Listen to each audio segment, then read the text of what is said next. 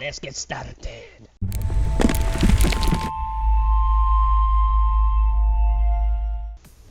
So, just like every After Effects project, you're going to need to start with a new composition. I normally do my stuff in 720p just because it's faster. I'm going to make it 10 seconds.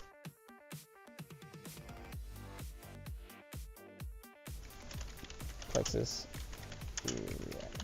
So you're going to name it Plexus Audio React, and you're going to hit OK and all that. So the only reason why I'm doing the duration like this is because, you know, it's for the tutorial. It's not like I'm making a reaction for someone's YouTube channel or something. I'm not trying to show them the length. You can make it as long as you want, but for me personally, I'm going to leave it at 10 seconds just because it's fast. So yeah. Also, you're going to want to have a song ready, so you're going to go import a song. I'm going to go ahead and just do that real quick. I'll just use, well, I need to find one. This one works. This is one that my buddy made, so I'm going to go ahead and use that. So you're going to have a song ready also. We're going to go ahead and make a new solid. I'm going to call this Plexus 1. Now the color doesn't matter, just make sure it's the comp size. Now note that Plexus is not a free plugin. You do have to pay for it or acquire it somehow. So make sure you guys go get that. It's by Robyte, which here in a second we'll go to Plexus, and right under Robyte right here, this little folder, or this little tab, is Plexus. Now they have Plexus 2 now instead of just regular, so I don't know if they have the original or not. I'm using the original. I think it's pretty much the same for both, so I don't think you have to worry about there being like a problem. But anyway, yeah, just go ahead and drag and drop that onto your solid, and this is where it starts to get a little interesting. So right off the bat, you know, you don't see anything. It's the same as, you know, the way you left it, or the solid just became black, whatever color it was. So the reason why it's not doing anything is because you haven't told it to. So you're going to select your layer. I just turned on title action save. Sorry, that's a little tongue twister. By going to choose grid and guide options, title action save, right here. So you're going to make a path, or you're going to make a mask on it, and that's what's going to give us our first geometry. So you're going to go ahead and you're going to try to line this up the best you can. Hold down Control-Alt-Shift and make a polygon. Just like that. It doesn't matter what it looks like, just as long as it's kind of centered. Okay, so this is where you start to see the Plexus. Go ahead and have this selected too. You're going to go to Add Geometry, Paths. Now, right now it's nothing but dots, but that's about to change, because we're going to go to Add Renderer, Lines. And you can already see the Plexus kind of take form and all that, you know. You can already tell what it's about to do. Now note, Windows 10 is screwing with everything, so if my thing crashes, I'll have to restart it. So make sure you're constantly saving your progress, because if you don't, sometimes you'll crash and lose all of it. So if I periodically go up here and click save, just ignore it. Anyway, so now we've got our lines. We're gonna do what we're gonna do is we're gonna make it kind of dispersed. So we're gonna go to Add Effector, and we're gonna go to Noise. And what this does is it spreads it out like that. So you're just gonna kind of play with that until you get what you want. I think what I used was like 1500. Now you can go to your lines, which is right here, and you can turn up the maximum distance, which connects them more. I'm gonna leave it about 110. Yeah, maybe even like 120. Yeah, 120 is pretty good. So you're gonna want to have some of these dots, you know, around. You're not gonna want every single one of them to be connected, because if you have them all connected, that's what it looks like. So you're gonna want to have quite a few of these dots around. You know, have some of these ones off in the distance, you know, connected, but not all of them.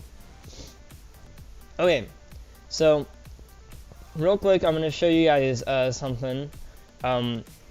There was one more thing that a lot of people seem to make a mistake with when it comes to the little polygon effect that you saw in between some of the Plexus. Like there were these triangles Well, it's literally like, people were thinking that, you know, you have to go do this separately. It's literally right here called triangulation.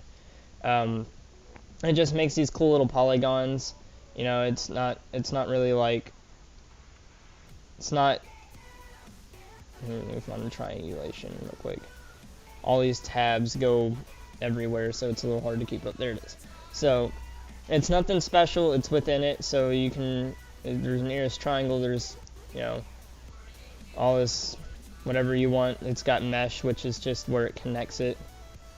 You know, if you watch that Galaxy, Samsung, whatever thing, their commercial for their, let's see, what was it, the Galaxy S2 or whatever, a long time ago, where that guy was doing the crazy stuff with his fingers, they used this. So, but I kept it, you know, nearest triangle. I didn't add a mesh or anything. You can add mesh, which it does look pretty cool, but that's not what we're doing.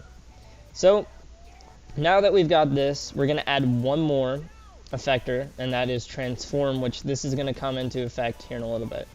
I'm going to go ahead and, you know, minimize that because we're going to duplicate it 3 times, which is Control D. You know, let me actually see if this works. Control C, Control V. Nah.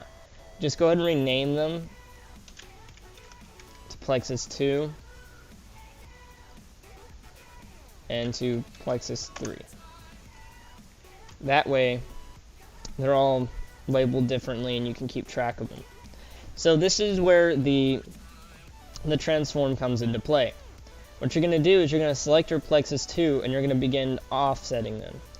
Like, you don't want to move the position of it at all or scale. You don't want to translate it unless that's what you want to do. But for the Audio React, all I did was rotate it around.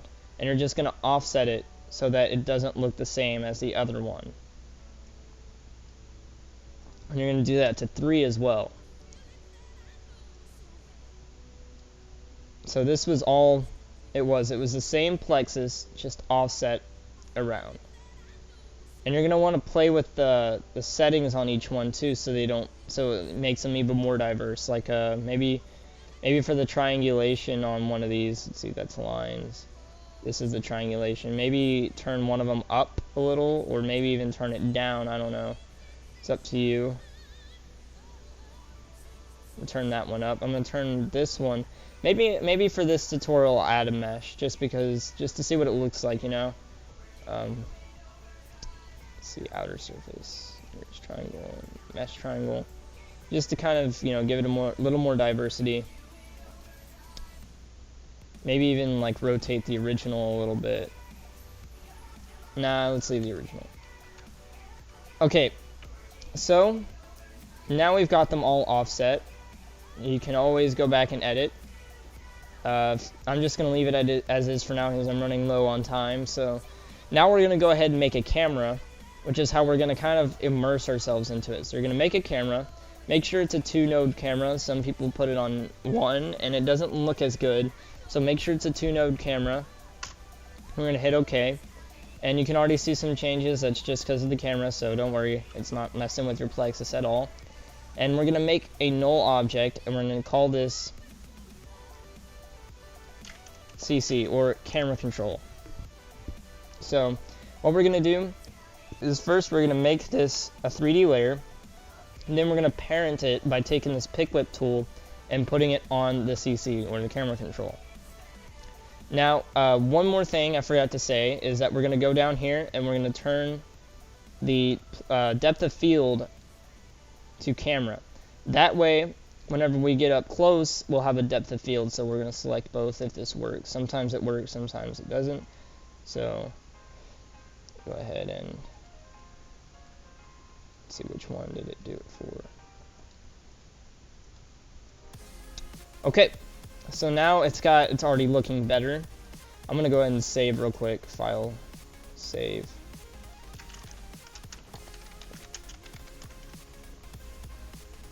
So now it's looking better. Now we're gonna go ahead and like submerge ourselves into it. We're gonna put ourselves inside the Plexus. Now all that is you're gonna move up the camera to where you're inside of it. Now you can always mess with the aperture of the of the depth of field, you can also change the focus distance. I'm going to leave it to about there. And again, just kind of move around inside of the Plexus to where you get it to where you like. Okay, now we're going to add the little rotation that I had going on. So to add the rotation, all you're going to do is you're going to pick an axis on each one of these. Like for this one, I think I'm going to go with the y-axis. And I'm going to alt-click the stopwatch on the y-axis and type in time times 25. Oh, you don't hit enter, I forgot. So what that's going to do is it's going to give it a little rotation. Now if you type in, this is really cool, I like this. If you type in time times negative 25, it goes the opposite direction. I kind of like that a little bit more anyway, so we're going to go with that. So we're going to do that for each one, figure out which axis kind of aligns with it. You might want to even consider making one a little bit faster anyway, so, or maybe a little bit slower, like maybe this one times negative 15. I keep forgetting you can't hit enter. So that one's even like a little bit slower. So it kind of like doesn't all mix together at one point. And keep doing that. I think I might just make this one 25 again. So alt click time times negative 25. I know this is a bit of a long tutorial. Just kind of bear with me. It's well worth it in the end if you really want to get that effect down. So that's how I got the spin. This is where we get into the this is the nitty gritty of the tutorial. I'm gonna show you how I got the reaction. Now the reaction itself can be a little glitchy if you don't contain it. Like there's a certain way I did it in that tutorial. I don't remember exactly how I did it, but it was like I added some blurs in there that I don't remember the names of, and that smoothed it out. But if you don't add any blurs, this can be a very glitchy effect. So yeah, just keep that in mind whenever you're following along. So you're gonna want to tweak with it, you know, add some more effects in there with this little trick I'm about to show you, just so you know. Okay, so if you don't know this effect already, I have a tutorial specifically for it on my other channel, Optim Digital, which this will also be going up on, so make sure you check that out. So you're going to be learning this one, and you're going to be learning this trick in this tutorial too, so yeah.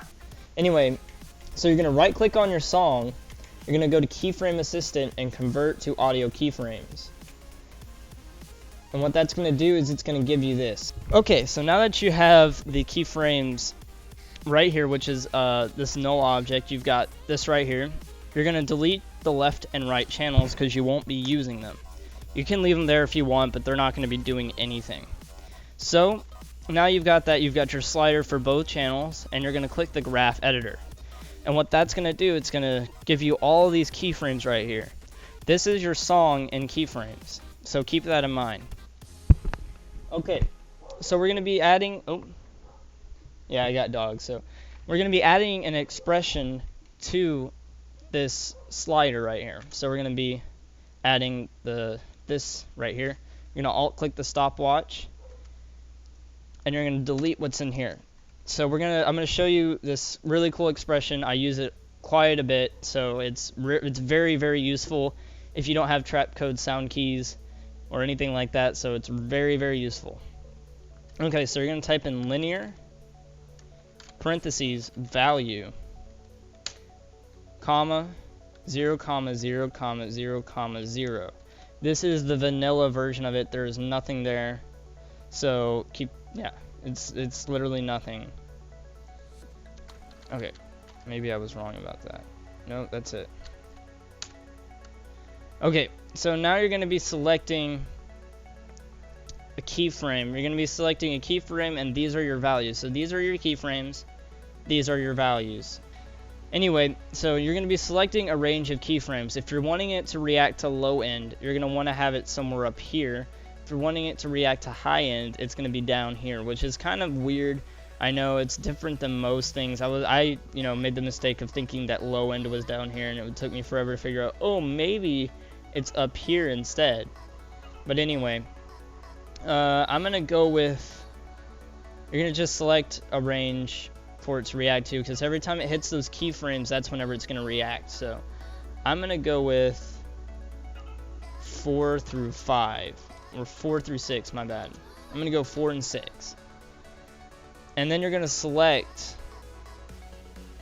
or you're gonna tell it what you want it to react to. So let's go to our noise effector, because that's what we're having it react to, the noise amplitude. So you're gonna alt click the noise amplitude, you're gonna pick whip it, and you're gonna bring it up to, you're gonna pick whip it and you're gonna bring it up to slider. Yeah, it's already kind of like, you can see a difference already. So you're gonna, the original value, which the first value is the value it's gonna be before it reacts, we're gonna put at 1,500. I think that's what it was, right? Yeah, 1,500. And then this is gonna be the disperse kind of thing. So you're gonna want to set it to somewhere around 1,600 or 1,700. Nothing too big, because if it goes too big, it gets really glitchy, like more so than, like you can already see it right there. If you look at the comp as I do that, you can kind of already see it. Whenever it comes to the triangulation, it just looks very glitchy, so keep that in mind. So what you're gonna do is you're gonna Control D 2 more of these, and you're gonna do the same thing for each one of the noise effectors, for each noise effector in the Plexus. So I'm gonna go ahead and do that real quick, and I will see you in just a second. Okay, so I've already got it all set up to react to the music. We're just gonna go ahead and render out a quick look. I'm gonna stop it at about 5 seconds. So you can see it, like I said, it's a little glitchy, but that's what it looks like. What it does is it's stretching it out, and it's compressing and stretching out, which is what gives you the reaction look. For some reason, I'm not seeing what I want to see though, so I'm gonna go ahead and go to my camera control position, drag that out just a little more. I want it to look like we're inside of it a bit more, so maybe just a tad more in. There we go. I like that. I like that right there. Okay, so this is it pretty much for the tutorial. If that's all you want to know, that's how I got it to react. If you want to stick around for like the rest of it, I'll go ahead and, you know, continue on how I got the glow in the center. So if that's what if you're wanting the full video, I don't remember the exact, I don't remember exactly how I made it, but I can get pretty close. But that's it for the reaction part. Now we're gonna go ahead and we're gonna make another new solid. I'm gonna call this Optical Flare, or OF. Now note, Optical Flare is also not free, so yeah, keep that in mind also. So I'm gonna type in Optical Flare, and that's gonna be under Video Copilot, or you can just type in Optical, it'll be there.